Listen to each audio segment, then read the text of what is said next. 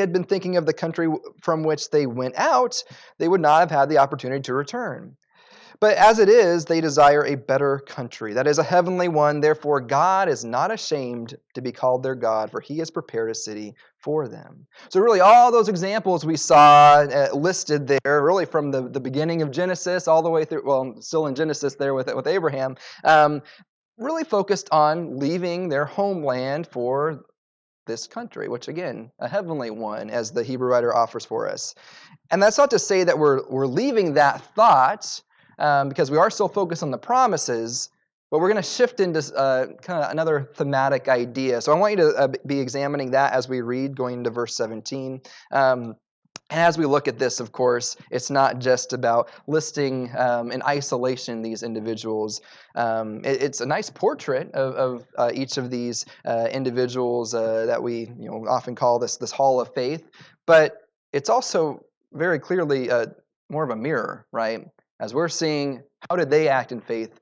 And then what are we seeing too in ourselves? So let's go ahead and pick up there in verse 17. And I'll have someone read for us all the way through verse 31. And then we'll start breaking this down individual by individual. Someone can read for me starting in verse 17 through 31.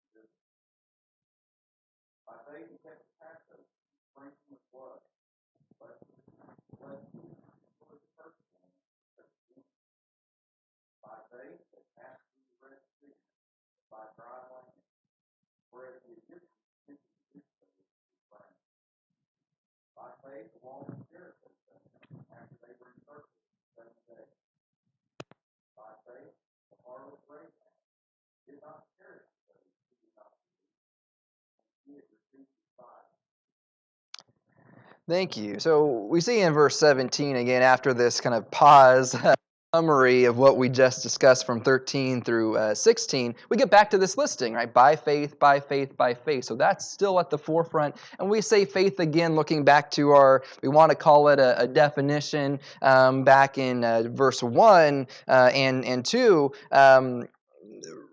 Really, we're talking about trust and trusting themselves to God, right? And what that looks like. And we understand, again, trusting in God's promises demands that, well, you consider how does that manifest into what we do. And that's exactly what we see here. So we want to focus on the actions as we go through. But let's start with verse 17 through 22, because there's so much here with these different individuals. And then we'll get into Moses a little bit later on. And then finally, what we saw in verse 30 and through 31 about, I don't want to gloss over any one individual. In fact, actually, let's start with Abraham specifically there as we look at verses 17, really 17 through 19 there. What are we noticing about the way Abraham's faith is displayed? We've already seen some stuff about Abraham in that earlier section, starting back in verse 8. But now what does it seem to shift and focus in on?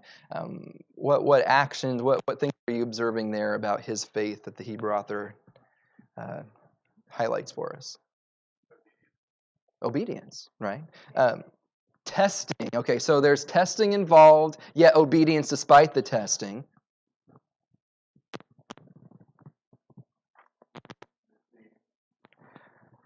Received. And so that's interesting because if you go back to, and received what, I guess is the question. Received the promises. If you go back to verse 13, we just saw all those died in faith without receiving the promises. So I guess it makes a little bit of sense why we're shifting gears a little bit into, well, Abraham is received in part, at the very least, the promises, because here is Isaac, right? Here is Isaac, and he is the central feature here. And we didn't actually see Isaac earlier. We just saw Sarah, looking forward to beyond normal functions, being able to have Isaac. But yeah, here he is as a fulfillment of that promise. What else? Let's see. Offspring. Okay, and so that goes along again with that promise being fulfilled, that seed promise, as we saw all the way back in Genesis. Mm-hmm. Thinking about the conflict that was in Abraham's mind. Yes. Because he, while having received the promise of Isaac, after waiting 25 years, yeah, so, yeah, he was now at a point where he was about to lose. And his son, in his own mind, was dead. Yes. But in verse 19, conflict is going to Mm-hmm. and that he agreed that God could raise somebody from the dead. Mm-hmm. So he was as good as Mm-hmm. but he was also as good as great. And so that's very Mm-hmm. a lot of conflict working through that. But he was really good. Certainly, and it's kind of interesting because it's not just unresolved conflict. It's he does consider, well, who is this God whom I'm serving? Who is this God who made the promise? Who is the God who fulfilled the promise? And then we look at it from that sense. Again, I'm not saying that that's an easy thing or easy task at all. In fact, just to see that faith, this is really probably the key moment in Abraham's life. No, not to say that what we saw earlier, him leaving his homeland, having faith that God would, initially fulfill that promise through Sarah, who, again, talk about being as good as dead in that sense. We have Sarah with her barren womb, but God gives life. God still makes a way there, and here we have the same thing. So that's important to what came before because he learned something about God, but here we have it on full display too. Mm-hmm.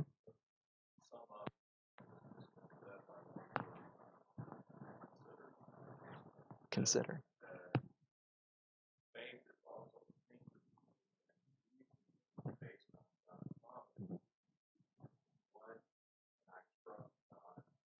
Yeah. And then you see the outcome of considering in this context is it really what? Not just thinking about it, but well, doing it, right? So that's where that obedience comes in. And have we seen that word considered before? Are we going to see it again? I mean, the answer is yes, both of those, right? We are told to consider Jesus all the way going back to chapter 3 at the very beginning there. And we're going to see that we're supposed to consider Jesus in chapter 12 in verse 3, because really that's still part of that same literary unit here as we move on to that section. Jesus is behind that. Yet we're also seeing that we'll get to Moses in a second. Abraham's considering God and therefore obeying because he knows who his God is, one who fulfills promises. Yes? Yeah. The idea that Abraham here received the promises, whereas a couple verses back, he was all dying and not having received the promise. Mm-hmm. Abraham did that all, Mm-hmm. and in chapter 6, verse 15, and thus Abraham having patiently waited, obtained the promise. So it seems like there's a contradiction there of, did Abraham receive the promise or not? Mm-hmm. And for the record, my answer is like, he did obtain the promise, but he also didn't obtain the promise in full. Just like we have the promise of Jesus now, so like we're living in our new life now, but also there's a sense in which the new life that we have to get to. And that's such a crucial point here too, and we're going to see with Abraham, Isaac, Jacob, and Joseph, there is a future-focused idea here. Going back to what we saw, faith is the assurance of things hoped for. That's looking ahead. Except it's kind of interesting that we're also looking back at these examples, but then also looking at how are we living right now by considering Him and then obeying. Right? So we are looking at this time aspect, and we have Jesus. And that's a fulfillment of God's promise that He would bring us back to Him, a restoration of what His original intention was. Yeah, we don't see that in fullness, not yet. But we will if we have that endurance. If we are like those in actually verse 39 of chapter 10, not those who shrink back to destruction, but those who have faith in the preserving of the soul, because that's what God does. Yeah, great points. Mm-hmm.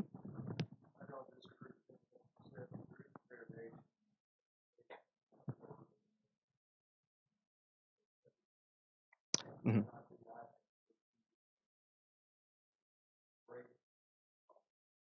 Mm-hmm. Mm-hmm.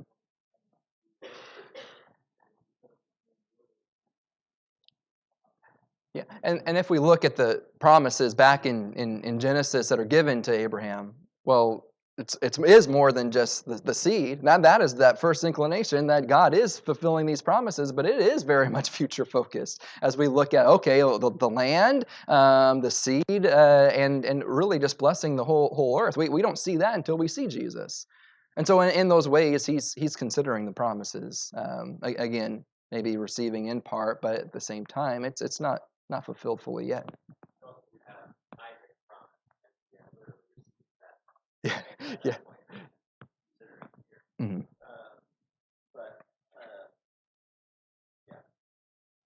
Yeah. No, I again, as we're looking at that specific moment, here's I guess really one of the first pieces that Abraham receives that shows, God is faithful to His promises, and hopefully I already recognized that before, but then he's faced with giving that back up. You want to follow up on that? Yeah. I think it's amazing that he thought through this. God never said, "I'll raise him back from the dead." Mm-hmm.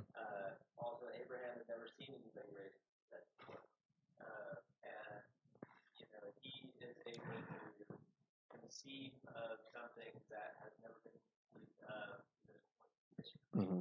and that's his image of God, and that's an amazing level of faith in God. Mm-hmm. God's going to do something that I am never conceived of to make this happen, even though he's telling me to do this thing that's very, very backward.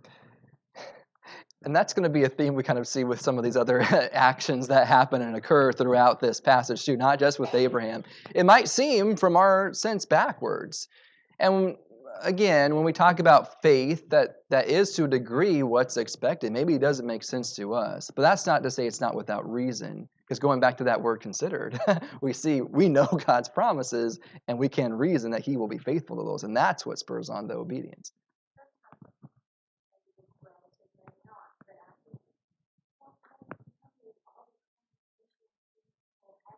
Yeah. Mm-hmm.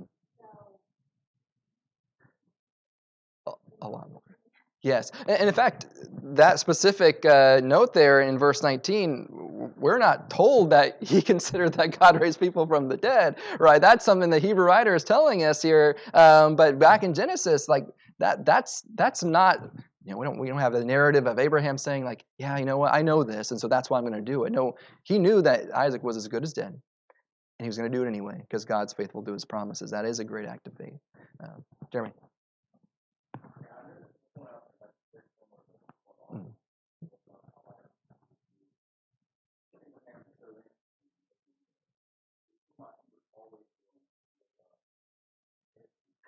Mm-hmm.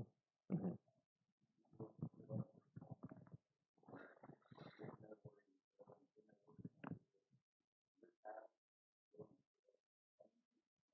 Yeah.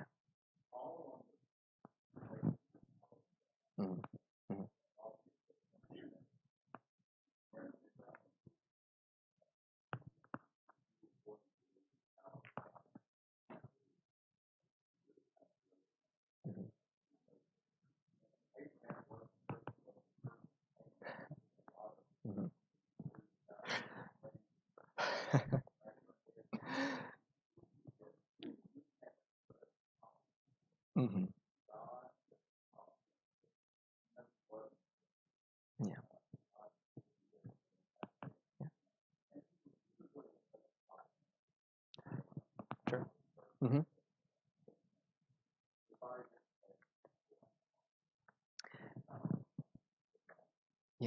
And that really brings us to the emphasis.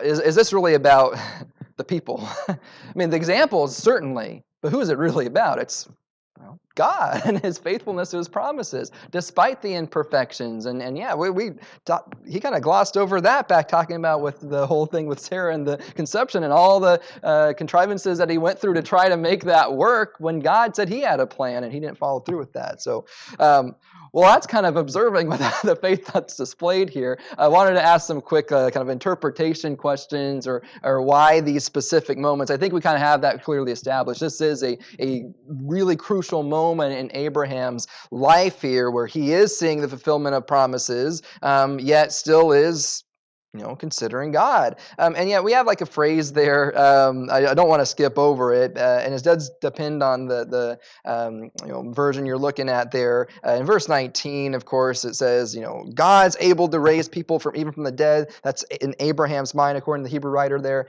and from which he also received him back. We don't want to forget that part. I think it's easy for us to say, that whole sacrifice, and he was willing with it, but then looking at that last phrase, but he received him back, and that's where that hope lies. But also we have a phrase there at the very end. I'm reading from New American Standard. It says as a type.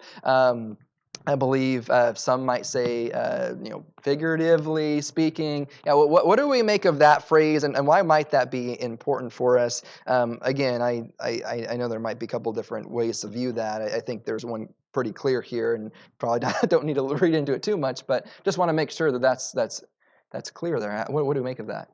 I just think that, and this is especially throughout the whole book of Hebrews, but you can learn a lot about how to study the text of the Bible through how the Hebrew writer looked at the text of the Bible. Mm-hmm. And so, like, looking at that passage back in Genesis, and then knowing what the Hebrew writer gets out of it, like, trying to draw those conclusions yourself and get there. And so understanding that figuratively speaking, Abraham received Isaac back from the dead because, he was willing to give him up, and he actually did receive Isaac back and lived a full life with his son. And raise his son, and have an heir, and all those things that perhaps wasn't expecting walking up to that. Yeah. It's figuratively speaking, it's a picture of like resurrection, right? And that's not to say that this is saying, oh, this is just like Jesus. And in fact, we do see that in other scriptures, though. This whole example is a shadow of what is to come. Yet here again, he understands that this might not be the dying and raising up again, but I have faith that God can do that, and that itself on principle is so important for the rest of things to come.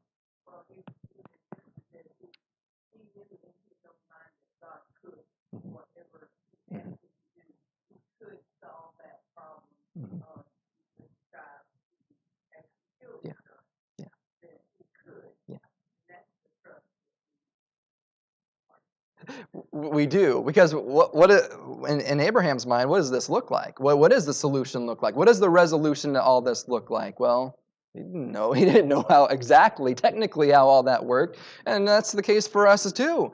And we can't see into the future, but we do know God keeps His promises, and we do know that trusting in Him, in obedience, we know what the result is. Maybe not exactly, but we do know how God delivers. Mm-hmm.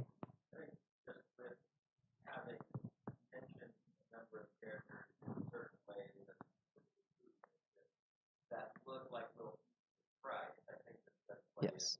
Yeah. Isaac carried a pile of wood up a mountain and sacrifice, and just points out that was figuratively brought back from the dead. I think that's a pretty clear type of Christ. Yeah. Joseph is really the type of Christ. So I think there's some reason there, but also the theme going through having faith in something you can't see. I think that's that brings up the specific thing. He's having faith in something he hasn't seen or even hasn't been in contact. Exactly. Yeah, and I do want us thinking about all these examples here, whether the Hebrew writer touches on the certain aspects of their life or not. Of course, they're all pointing to Christ, and in fact, having faith in the fact that God has had this plan from very long ago is something we ought to be considering. And we'll consider Jesus as we get down there in chapter 12 as well. But any other questions just strictly on the text there? Uh-oh.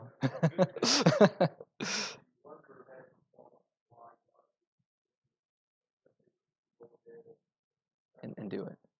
Yeah. It's a good question. Yeah, exactly. Well, and then that's the thing too, is going back to that, how Just think what that would mean for human nature. I mean, could a man, a mere mortal, withstand sacrifice from that? Their race? Like, but then it also that's true. It's like what God has done. Yeah. Yeah. And yeah, I think that's exactly right.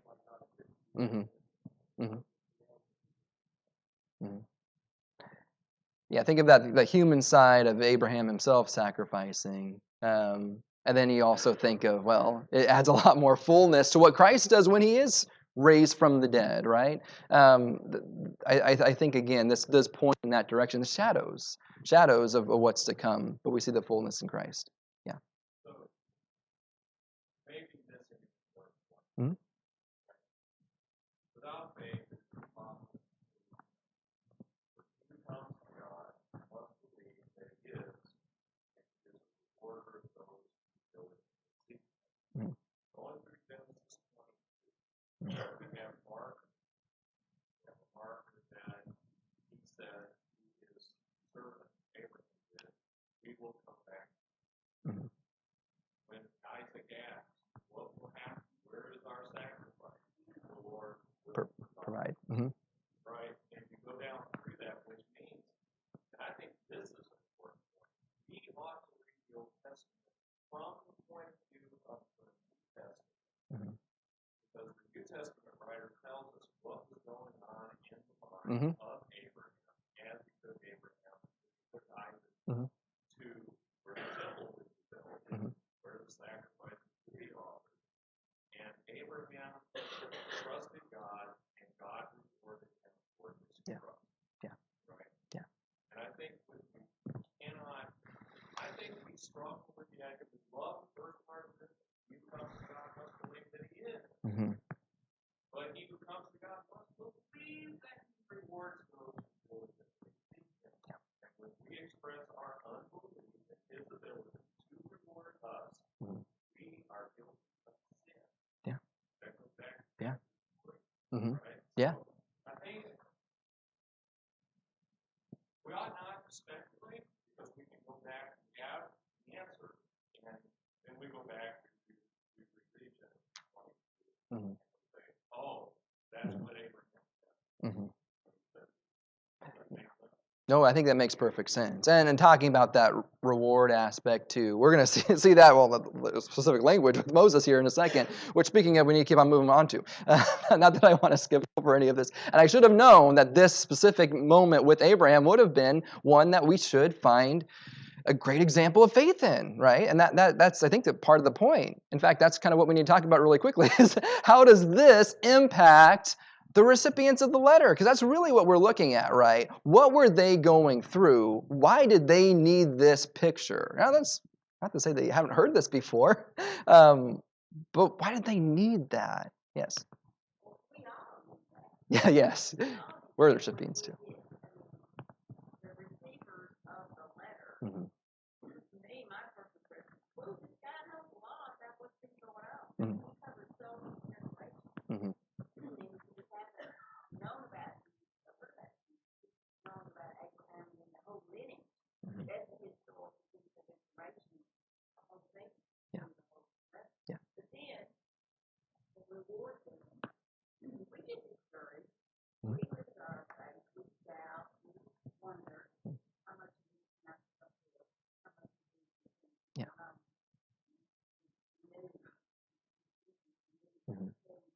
Mhm. And so I think it's a picture for everyone that they can do it. Mhm. Yeah. It covers all economies, all aspects of life, all tragedy, Mhm. tragedy. Yeah. Verse 12, chapter 12, when to the encouragement. They went through it, so good. Yeah. And I think that's exactly right. Don't forget what we saw at the very end of chapter 10. That, hey, you don't forget the former days when you endured a great conflict of sufferings and all these other things, but they're losing sight and they're having that temptation to shrink back. And so here again, in the even former days before what they've gone through, here's someone who has on the cusp of death, not maybe himself, but for his son, still shows that faith. In fact, I kind of need us to see that in this next section too, because I grouped together Abraham, Isaac, Jacob, and Joseph. Looking at those individuals, we'll kind of look at Isaac, Jacob, and Joseph together, because did you notice a pattern with all three of those moving on into verse 20 through 22? If you know those stories, there's chapters and chapters in Genesis devoted to their lives. Yet they get a they get a verse apiece on one specific moment. So why is it? Why does the writer focus on those moments with those individuals? How does that show faith? And do you see any commonality? Maybe trying to the Hebrew writer showing us the direction he's trying to head with this argument.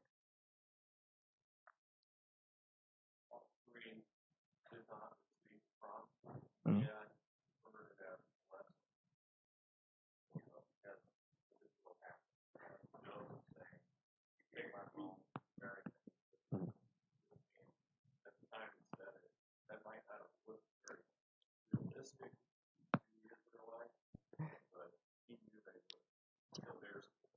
Yes, and they're part of this promise that's forward future facing as well. There we go. Yes.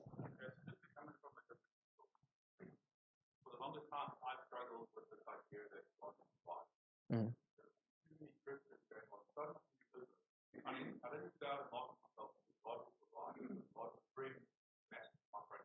Mhm. Mhm.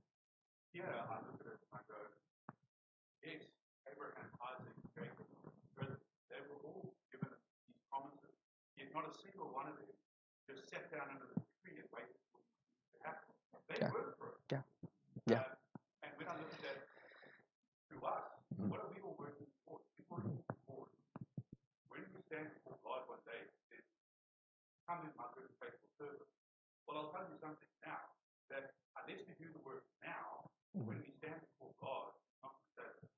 Mhm.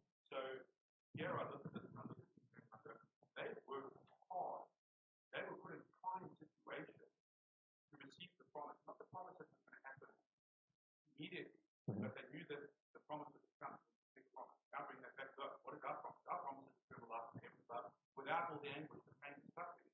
Mhm.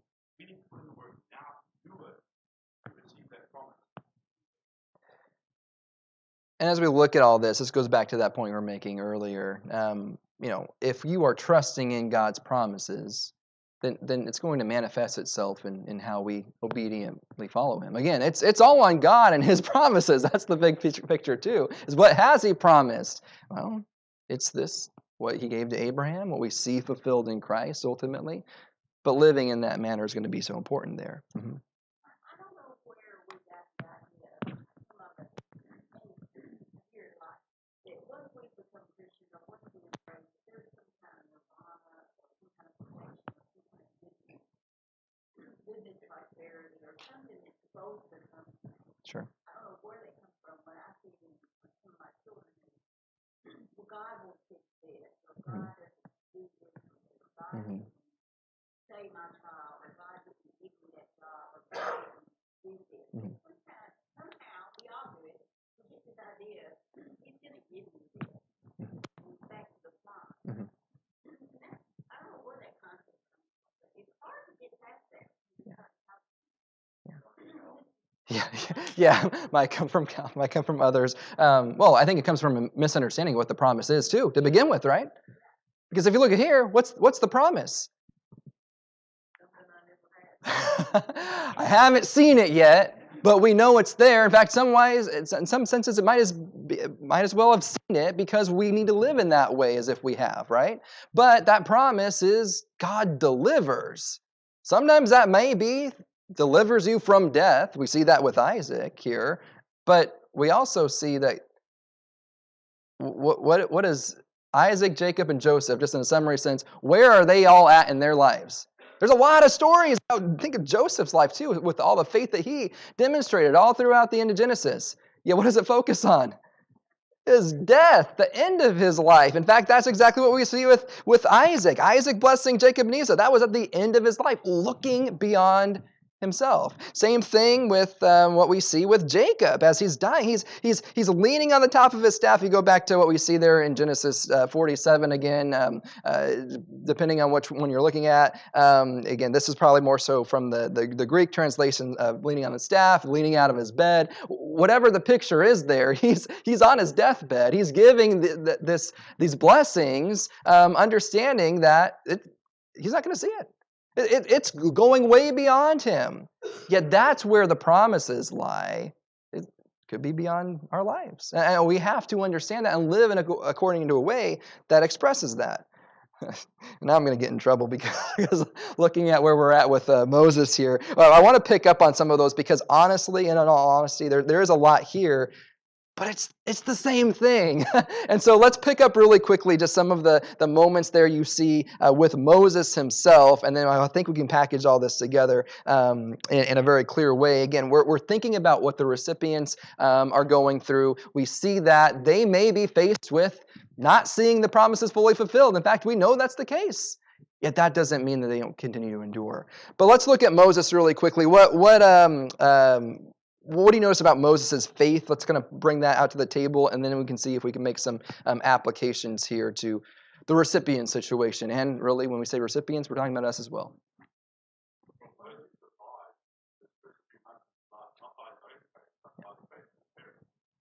So from the very beginning, right, his life is dependent on their trust in God, that there is, again, a way through this deliverance again. Mm-hmm.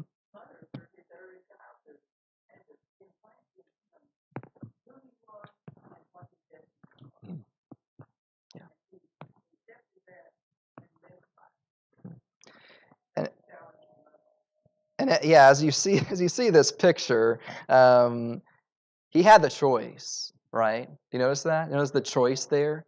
Yeah, in fact, he had multiple choices. He could choose, to be called the son of Pharaoh. He could choose, what else? Treasures of Egypt, the wealth. He could choose, in fact, this is probably the most indicting phrase there, he could choose the passing pleasures of sin with the treasures of Egypt, with being called the son of Pharaoh. Yet by faith, by trusting in God, he chose something that on the surface did not look all that appealing. In fact, what was involved with being numbered among God's people? Reproach, ill treatment, suffering. Yeah, moving from his home, right? You kind of become an exile from where you were at. Everything that he was raised up on, he forsook for trusting in God. And yet, as we see that there, it is interesting. 26, considering the reproach of Christ. Well, what do we make of that? I know we don't have time to go into all the details on that, but that's, of course, the picture that we're seeing at play here. We're looking ahead to Jesus going into chapter 12. And Moses, no, he didn't have a clear sight of what God's plan was with Jesus on a specific term, but he understands that God fulfills his promises. Mm-hmm. This is probably Mm-hmm. Yeah. But here's one that definitely is here. Hid from free for 3 months from strife. Right? Yeah. That Jesus. Yeah. Yeah. So he lives to kill. Hidden, can you say, including family. Mm-hmm. Yeah. That he grew up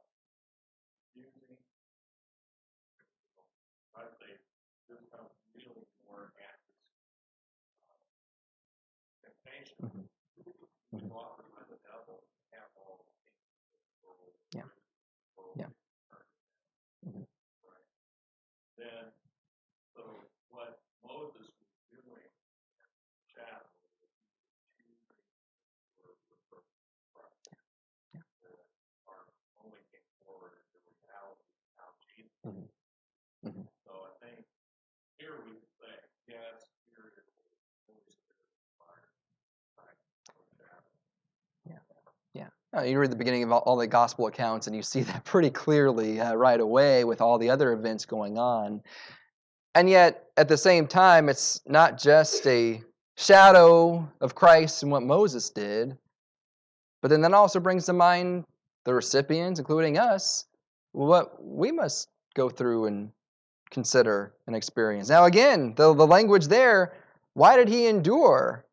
Well, seeing him in verse 27, who is unseen. That brings us all the way back to verse 13. All these died in faith without receiving the promises, but having seen them. Goes all the way back to what we saw in verse 3 of chapter 11. We understand the worlds were prepared by the word of God. What's seen was made, not made out of things which are visible, but that which we can't see.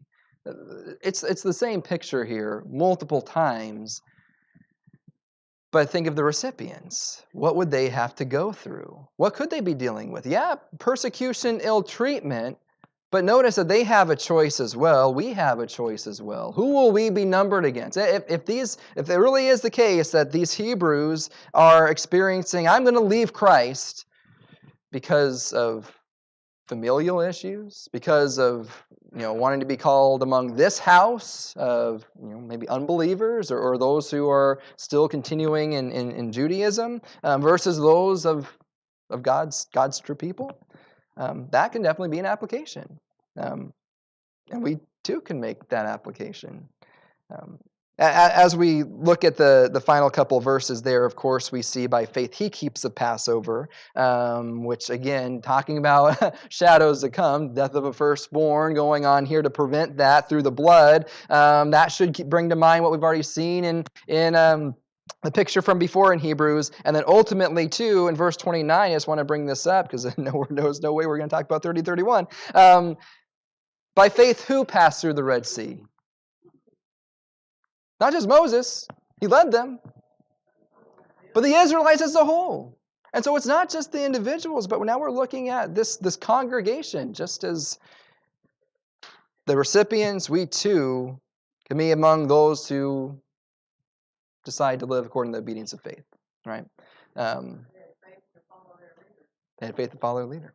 And we will have one that leads us. Like a captain of our faith. We've seen that already in Hebrews, and that's going to be Jesus that we're going to get to, hopefully, eventually next time on Wednesday. So thanks so much for your comments, participation. Really enjoyed hearing your insights there.